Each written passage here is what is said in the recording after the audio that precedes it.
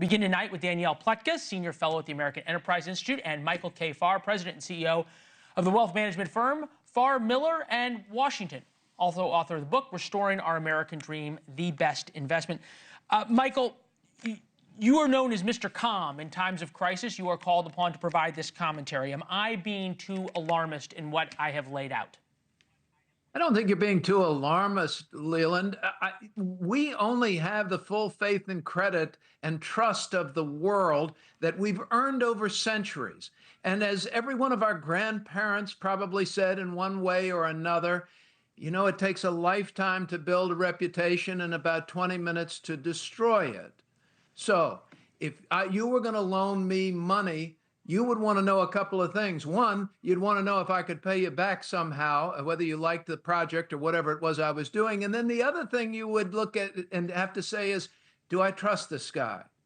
Do I trust? Will he pay me back? Will he do what he says he's going to do? So when we talk about the full faith and credit of the United States, it's enormously important. Right now, the amount of money we spend on servicing, just paying interest on the U.S. debt is more than we pay for the Defense Department budget. If you take those interest rates higher and make that debt more expensive, it gets really expensive just to be an American. It's so important that we maintain our reputation, Leland, and I think it's good that you're ringing this bell. I'm not sure how loudly we have to ring it quite yet, but I think you're exactly right in warning America that we have to stay on the tried and true path of trustworthiness, and maintain our reputation. And predictability, right? So, Danielle, yes. how do you unring this bell? You keep seeing Trump trying to unring it. Has he yet? No, I don't think he has. I think the problem for everybody is that they see what he's doing, but they don't know what his aims are. They don't know what his end game is. And that end game keeps changing, right? So does he want to upend the global trading system? Does he want to punish the world for allowing China into the global trading system? Does he want to equalize the playing field, which is very hard to do? What is his game? And I think it's not just me, an economic illiterate, that does not know. It is everybody who's trading on Wall Street. It is all of our foreign allies. Even our adversaries, I think, are not entirely certain. Right. And it is, as you both rightly said, that uncertainty that is a bell that's very hard to unring.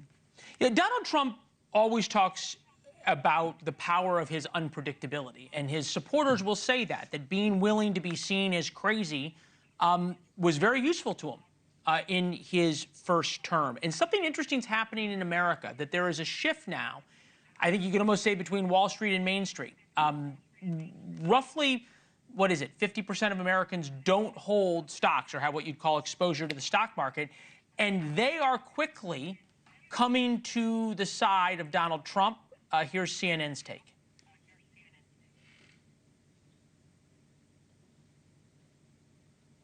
All of a sudden, the Democrats, who are the party of the people, no more.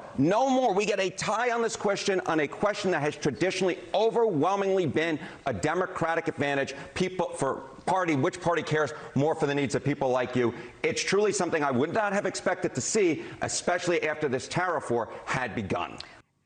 Michael Farr, how do you explain that?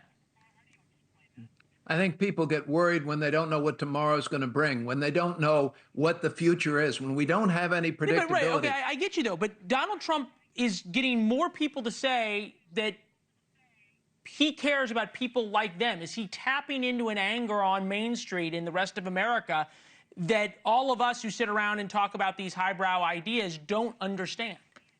Yes, I think he is. Certainly he is. I think it was a huge part of the base that helped get him elected.